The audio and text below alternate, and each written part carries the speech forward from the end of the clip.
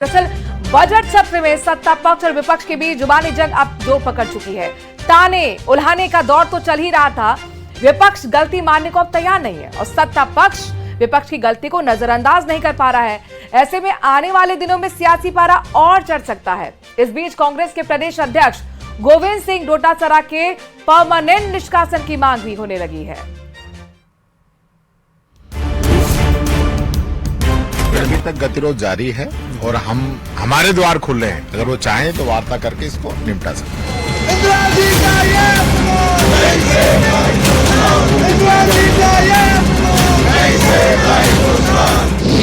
डोटासरा के परमानेंट निष्कासन की तैयारी। ऐसे सदस्य के विरुद्ध सख्त कार्रवाई करने की आवश्यकता पड़ जाए तो भी नहीं हिस्से होना चाहिए। सत्ता पक्ष और विपक्ष में गतिरोध जारी। सदन में जनता के जो अपेक्षाओं के साथ उनको भेजा और वो जनता की अपेक्षाओं को अलग रखकर खुद की अपेक्षाओं को हावी होने दे रहे हैं, ये बड़ा निंदनीय और शर्मनीय है। सबसे बड़ा सवाल, आखिर किसने की वादा खिलाफी?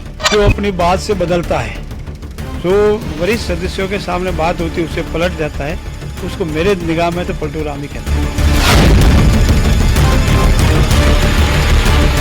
दादी शब्द से चढ़ा राजस्थान विधानसभा का सियासी पारा लाख कोशिशों के बाद भी उतरने का नाम नहीं ले रहा है। सियासतदान एक दूसरे में खामियां निकाल रहे हैं, कायदे कानून बताए जा रहे हैं, लेकिन समस्या की तह तक कोई नहीं जा पा रहा है। अब इस बीच एक दूसरे पर निजी हमले भी शुरू हो गए हैं। जोधपुर दौरे के दौरान विधि मंत्री जोगाराम पटेल डोटासरा को पलटू राम कहते नजर आए। जो अपनी बात से बदलता है, जो वरिष्ठ सदस्यों के सामने बात होती है उससे पलट जाता है, उसको मेरे निगाह में तो पलटू राम ही कहते हैं। तो आपकी निगाह में कौन पलटा सर? जो विधानसभा में पलटा, आपको पता है, मुझे पता है, सभी माननीय सदस्यों को पता है, कांग्रेस के प्रदेश अध्यक्ष अपनी बात से पलटे हैं, इसीलिए वो पलटू राम ही है।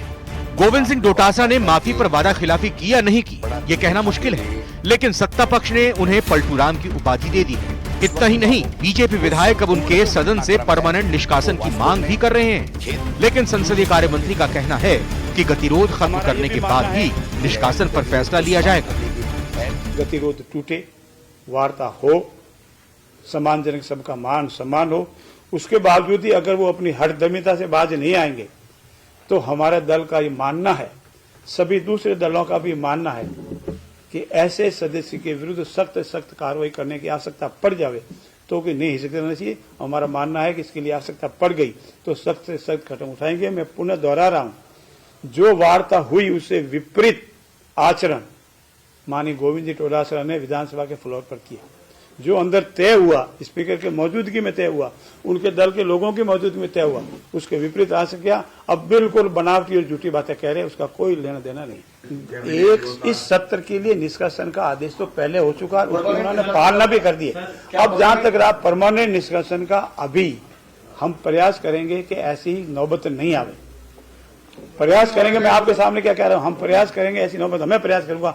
कल मैंने सब पत्रकार भाइयों को कहा मैं छोटा नहीं होगा, उनका घर चला जाऊंगा, मैं छोटा नहीं होऊंगा, लेकिन कहीं न कहीं तो दोनों हाथ मिलेंगे तो ही कार्य बनेगा। समझौता नहीं होगा तो नियमानुसार जो कार्रवाई होनी वो सब होगी। मंगलवार को सदन में स्पीकर भी भावुक हो गए। मैंने उन्होंने साफ शब्दों कभी भी में कहा पक्षपात नहीं किया और न करूंगा। जारी है। जिस तरीके से उन्होंने आचरण किया वो निंदनीय भी है और कम से कम मर्यादित भाषाओं का प्रयोग करना चाहिए। अमर्यादित आचरण नहीं होना चाहिए। अमर्यादित आचरण होने पर विधानसभा को ये अधिकार है कि वो उनको निष्कासित करें परमानेंट। पहले तो उनको समझाया जाए, नहीं होगा तो वहाँ प्रस्ताव पारित हो जाएगा, उसमें वो करना क्या है, प्रस्ताव ले लेंगे, इनको परमानेंटली निष्कासित किया जाता तो ये निष्कासित हो गए। वहीं दूसरी तरफ उदयपुर दौरे के दौरान शिक्षा मंत्री मदन दिलावर ने गोविंद सिंह डोटासरा के रवैये पर सवाल खड़े किए और विधानसभा स्पीकर के अपमान का मुद्दा उठाया। वो आए कि नहीं उससे कोई अंतर नहीं आता है, लेकिन जो सदन है वो माननीय अध्यक्ष जी का यानी आसन का कभी भी अपमान सहन नहीं कर सकता। अमर्यादित शब्द उपयोग किए हैं, मर्यादाएं सारी तोड़ दी हैं। एक चौपाल के बदमाश और गुंडे होते उस प्रकार का व्यवहार उन्होंने जो किया है जो अमर्यादित था। सत्ता पक्ष हो या विपक्ष, इस बात पर अड़ा है कि माफी कौन पहले मांगे। एक दूसरे पर सदन ना चलने देने का आरोप भी लगा रहे हैं। इस बीच नेता प्रतिपक्ष टीकाराम जूली ने कहा कि वो नहीं चाहते कि सदन में गतिरोध बना रहे। हमारी तरफ से कोई गतिरोध ऐसा नहीं है। अब भी मुख्यमंत्री चाहें तो कल ही सुबह गतिरोध समाप्त कराकर बड़ा मन करके शुरू कराएं। ये तो मनसा इन लोगों के, यही लोग नहीं चाहते। तक गतिरोध जारी है और हमारे द्वार खुले हैं। अगर वो चाहें तो वार्ता करके इसको निपटा सकते हैं। उधर बीजेपी प्रदेश अध्यक्ष मदन राठौड़ भी गोविंद सिंह डोटासरा पर हमलावर दिखे। कांग्रेस के प्रदेश अध्यक्ष डोटासरा जी, उनको भी चाहिए कि अपने पद की गरिमा के जैसा व्यवहार करे। कोई बड़ी बात नहीं है, हो जाता है। उनसे यदि गलती हुई या सोची समझी रणनीति के तहत आसन का अपमान किया तो माफ़ी मांग लेना चाहिए। तुरंत माफ़ी मांग लेते, गतिरोध समाप्त हो जाता है। गोविंद सिंह डोटासरा का सदन से परमानेंट निष्कासन होगा या नहीं, ये नियम तय करेगा। लेकिन इस सियासी संग्राम के कई पक्ष हो गए हैं, जिसमें दादी भी है, माफी भी है और निलंबन का तड़का भी है। और अब बात निष्कासन तक पहुंच गई। Bureau report, news 18 Rajasthan. तो राजस्थान विधानसभा में माफी के मुद्दे पर गतिरोध खत्म होने का नाम नहीं ले रहा। इस मुद्दे को लेकर कांग्रेस के बड़े नेताओं ने कांग्रेस वार रूम में अगली रणनीति पर मंथन किया। इसके बाद डोटासरा का बयान भी सामने आया। उन्होंने कहा कि विधानसभा अध्यक्ष से पर्सनली माफी मांगूंगा। तो वहीं नेता प्रतिपक्ष टीकाराम जूली का कहना है कि सत्ता पक्ष अहंकार में चूर है और विपक्ष के आग्रह के बावजूद सत्ता पक्ष की ओर से कोई पहल नहीं की गई। अगर उनको किसी तरीके का कोई भ्रम हुआ है तो मैं, मेरे बड़े भाई हैं, मैं घर जाकर के उनका भ्रम दूर कर सकता हूं, उनसे खेद प्रकट कर सकता हूं, लेकिन ह्यूमिलेट नहीं होऊंगा कि जो आरएसएस के इशारे के ऊपर की ये बोले ही नहीं तो हमारी रोटी सिकती रहे, हम यूं ही पर्चियों से काम करते रहे। ये ठीक नहीं है। ये लोकतंत्र के लिए भी ठीक नहीं है, आपके लिए भी ठीक नहीं है, जनता के लिए भी ठीक नहीं है, किसी के लिए ठीक नहीं है। ये गतिरोध जो है इस वजह से नहीं टूट रहा कि सत्ता पक्ष जो है घबराया हुआ है, सदन चलाना नहीं चाहता। विपक्ष बैठेगा तो इनको दिक्कत आएगी, इसलिए सारे नाटक ये लोग रच रहे। मैं फिर कहना चाहूंगा, मीडिया के माध्यम से कहना चाहूंगा, आज महाशिवरात्रि का दिन है, भोले बाबा का दिन है, जिन्होंने आज के विष पिया था, जिन्होंने शंकर भगवान ने। आज राजस्थान की 8 करोड़ जनता के लिए हम इतना सा विष नहीं पी सकते कि सदन हमारा चल सके। ऐसा क्या अहम हो गया, ऐसा क्या घमंड हो गया? आज जो सत्ता के अंदर जो लोग बैठे, आज पदों पे बैठे, आज उनकी सरकार है, उनको आगे बढ़ के इस गतिरोध को खत्म करना चाहिए। चलिए अब देखना होगा गतिरोध कब तक खत्म होगा। बहरहाल आगे बढ़ते हैं और बात करते हैं बहुचर्चित आयोजन की, परीक्षा की रीट की। दरअसल राजस्थान माध्यमिक शिक्षा बोर्ड ने 27 से लेकर 28 फरवरी को आयोजित होने वाली राजस्थान अध्यापक पात्रता परीक्षा यानी कि रीट 2024 की तैयारियां पूरी कर ली हैं। इसके लिए खास इंतजाम भी किए गए हैं।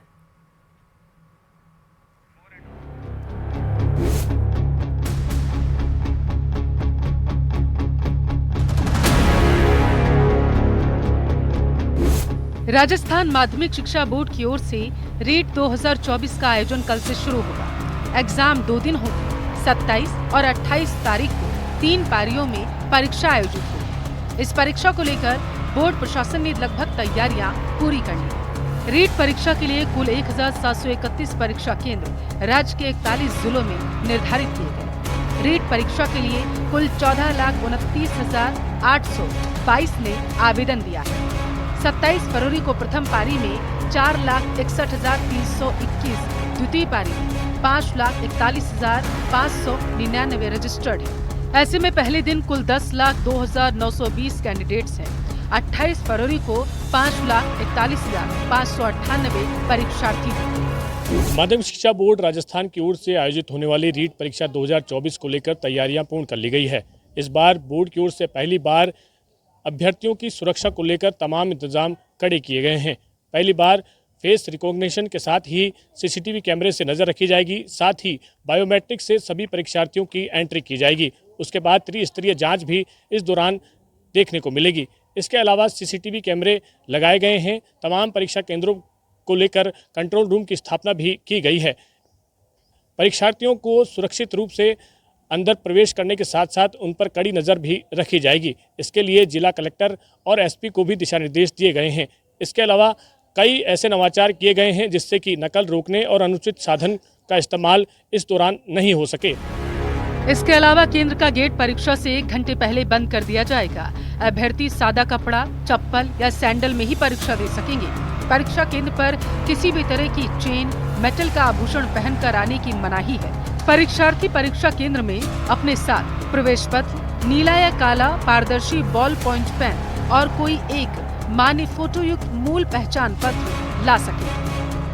परीक्षा व्यवस्था की निगरानी के लिए सीसीटीवी स्थापित किए जा रहे हैं और परीक्षार्थी जब परीक्षा केंद्र में प्रवेश करेंगे उससे पहले उनकी फ्रिस्किंग की जाएगी। उनका फेस रिकॉग्निशन के माध्यम से उनकी पहचान सुनिश्चित की जाएगी। उनकी अंगूठा निशानी डिजिटली ली जाएगी और उसके बाद उनको परीक्षा केंद्र में प्रवेश दिया जाएगा। इसके अतिरिक्त अन्य कोई सामग्री लाने की उन्हें अनुमति नहीं होगी। नियमानुसार आवश्यकता वाले विशेष योग्यजन को इस परीक्षा में 50 मिनट का अतिरिक्त समय दिया जाएगा। वहीं परीक्षा के लिए उत्तर पश्चिमी रेलवे भी रीट एग्जाम स्पेशल ट्रेनें चलाने जा रहा है। राजस्थान सरकार के द्वारा रीट परीक्षा का आयोजन दिनांक 27 और 28 फरवरी को किया जा रहा है। इस परीक्षा में लाखों परीक्षार्थियों की आने की संभावना है और इसको ध्यान में रखते हुए उत्तर पश्चिम रेलवे द्वारा भी परीक्षा स्पेशल ट्रेनों का संचालन किया जा रहा है। 4 जोड़ी ऐसे परीक्षा स्पेशल ट्रेनों का संचालन किया जा रहा है जो कि राजस्थान के विभिन्न भागों को कवर करेगी ताकि अधिक से अधिक परीक्षार्थी इस स्पेशल ट्रेनों की सुविधा का लाभ उठा सके। पहली परीक्षा थी स्पेशल जो है वो जोधपुर ग्वालियर होकर ढेर के बालाजी चलेगी। दूसरी ढेर के बालाजी से ग्वालियर के मध्य चलेगी। तीसरी जो है भरतपुर से जयपुर के मध्य चलेगी और चौथी जो है दोरई अजमेर से लेकर के गंगानगर के बीच में चलेगी। ये परीक्षा सेवाओं का संचालन हम इस तरह से कर रहे हैं ताकि ज़्यादा से ज़्यादा राजस्थान के भूभाग को कवर किया जा सके और परीक्षार्थी जो है इस स्पेशल सेवा का लाभ उठा सके। यात्रियों से अनुरोध रहेगा और परीक्षार्थियों से भी अनुरोध रहेगा कि कृपया इन स्पेशल रेल सेवाओं के संचालन का लाभ उठा और उचित टिकट लेकर ही सफर करें। फिलहाल परीक्षा में नकल को रोकने के लिए भजनलाल सरकार पूरी तरीके से प्रतिबद्ध है और प्रशासन किसी भी तरह की कोताही बरतने नहीं वाला। अभ्यर्थी रोडवेज बसों में फ्री सफर कर सकेंगे। इस बार कुल 5 दिन तक फ्री यात्रा की सुविधा दी गई है। इसके अलावा अभ्यर्थियों को एडमिट कार्ड दिखाना अनिवार्य होगा। Bureau report, news 18 Rajasthan. और बड़ी खबर अजमेर से आ रही है। पकड़ा गया एक और बांग्लादेशी घुसपैठिया। दरगाह थाना पुलिस ने बांग्लादेशी को पकड़ा है। बांग्लादेशी के आरिफ हुसैन को डिटेन किया गया है। 10 साल पहले अवैध रूप से भारत आया था ये आरोपी। अब तक 17 बांग्लादेशी डिटेन किए जा चुके हैं। आरोपी आरिफ हुसैन से पूछताछ जारी है। आपको बता दें कि एक बड़ा अभियान पूरे प्रदेश में चलाया जा रहा है।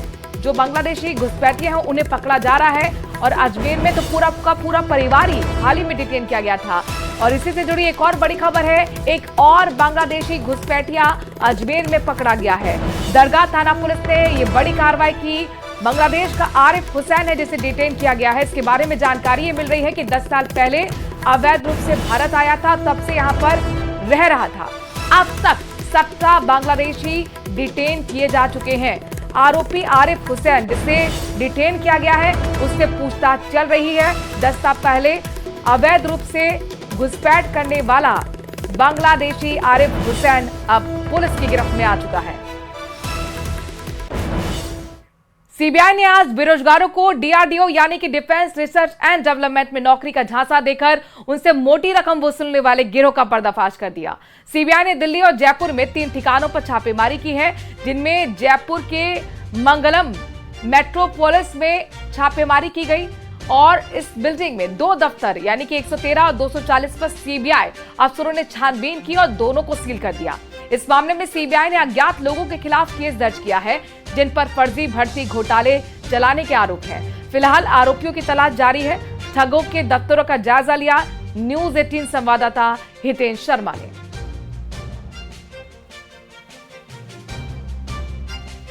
कुछ लोगों के खिलाफ, अज्ञात लोगों के खिलाफ मामला दर्ज किया है। वो है डीआरडीओ में भर्ती के नाम पर ठगी करने का।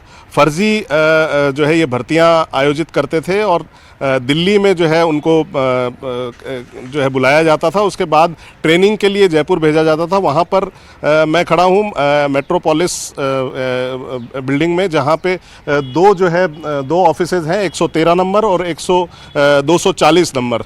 दोनों ऑफिसेज में जो है उनको रिपोर्ट करने के लिए कहा जाता था।